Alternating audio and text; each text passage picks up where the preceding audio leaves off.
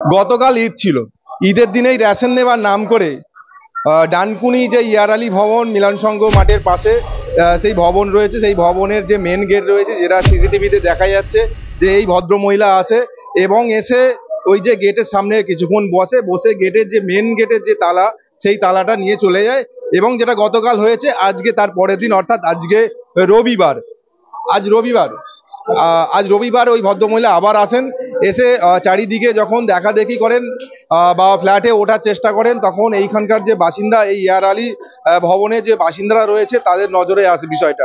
নজরে আসার পর ওনার কাছে যায়, ওনাকে গিয়ে জিজ্ঞাসাবাদ করার পরে কোনো অসঙ্গত যে কথাবার্তা মেলে, তারপরেই ওনাকে উপরে নিয়ে আসে এবং নিয়ে এসে বসিয়ে রাখে এবং প্রশাসনের হাতে তুলে দিচ্ছে।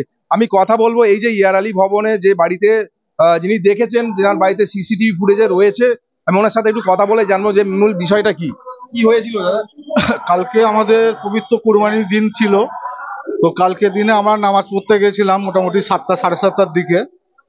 উনি রাস্তার মধ্যে এলেন, এসে দেখি 8:30টার দিকে উনি আস্তে আস্তে করে গলির মধ্যে ঢুকে আমার সিঁড়ি গেটের সামনে একটা তালা ছিল, ওখানে 1 মিনিট ধরে লক্ষ্য করে সিঁড়ির এ মাথা ও মাথা চারিদিকে লক্ষ্য করলেন, করে কারে দিয়ে দেখছেন আর কিছু খবর পাচ্ছেন না। সিঁড়ির তালাটাকে নিয়ে ঢুকে ব্যাগের ভেতরে ঢুকিয়ে নিলেন, নেওয়ার পর টুকটুক করে চলে গেলেন। তখন 8:30 থেকে 9টার মধ্যে। বাকি সময়টা আমরা সিসি ক্যামেরা ফুটেজে দেখলাম। ইনি যে মহিলাটা আছে, এনাকে আমরা জিজ্ঞেস করছি যে আপনি কেন সিঁড়ির মধ্যে ঢুকেছেন। ইনি আমার সাথে তর্ক করছে, আমি আসিনি, আমি এসে বসছিলাম, আপনারা মিথ্যে কথা বলছেন, অমুক তমুক একটা নানা রকম কথা বলছেন। আমি এনাকে বলেছি যে আপনি তালাটা নিয়েছেন, আমার তালাটা রিটার্ন করে দিন। উনি আমার কথা মানছেন না, আমি চুরি করিনি। তা আমি প্রশাসনকে ডেকে এরা দেখে যে বিচার করে দিন, যে এনাকে আমি বোঝাতে পারছি না যে আমার জিনিসটা। আর প্লাস এনাকে আমি জিজ্ঞেস করছি যে বাড়ির ভেতরে এই যে ঢোকার সাহসটা কে দিলে। উনি বলছেন না, আমি আসি না, আমার মেদিনীপুরের দিকে বাড়ি, আমি মাঝে মাঝে এখানে রেশন তুলতে আসি। আমি রেশন এখানে যখন তুলতে আসেন, তো বাড়ির ভেতরে কি করতে প্রবেশ করছেন। উনি ফের বিতর্ক একটা কথার মধ্যে চলে যাচ্ছেন। আমি ওনাকে আর কিছু বলিনি, ওনাকে বসিয়ে গেছেন, বাদ বাকি প্রশাসন যা বলবেন সেটা প্রশাসন করবেন। আমার নাম হচ্ছে আমিনুল হাসান মল্লিক, ডানকুনি মোনারপুর শেখপাড়া। অর্থাৎ বুঝতেই পারছেন যে উনি যেটা জানালেন যে গতকাল উনি 8:30 নাগাদ এসেছিলেন, এসে এই যে মেন গেটের সামনে এসে কিছুক্ষণ বসেন এবং তারপরে এদিক যে তালাটা ছিল সেই তালা নিয়ে গেছে। আমি আরেক দিদির সাথে কথা বলার চেষ্টা করবো। দিদি, কি হয়েছে ঘটনাটা? আজ আমরা বিকালবেলা ছিলাম না বাড়িতে, আমরা কেউ ছিলাম না। আসছি দেখছি ইনি ফের বসে আছে নিচের দোকানে।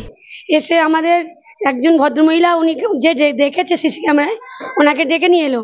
নিয়ে এসে আমাদের বাড়িতে যে জেন্টস আছে, ওনা একা আছে বলে লেডিসকে তোলা হয়নি। আমরা আরো বাড়ি থেকে নিলাম, এসে ওপরে তুললাম, ওনাকে দেখাচ্ছি, বলছে এটা আমি করিনি, আমি এমনি রেশন তুলতেইছি। আমরা বললাম শনি রবিবার এই পাড়ায় রেশন দেয় না, শনি রবিবার বাইরের লোককে রেশন দিলে ওই পাড়ায় দেওয়া হয়।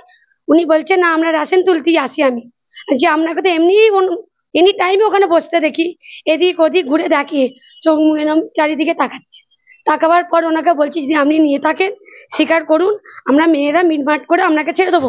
না, আপনি পুলিশকে ডাকুন, যা পারবে করুন বলে আমাদেরকে ধাক্কা মেরেতে চলে যাচ্ছে।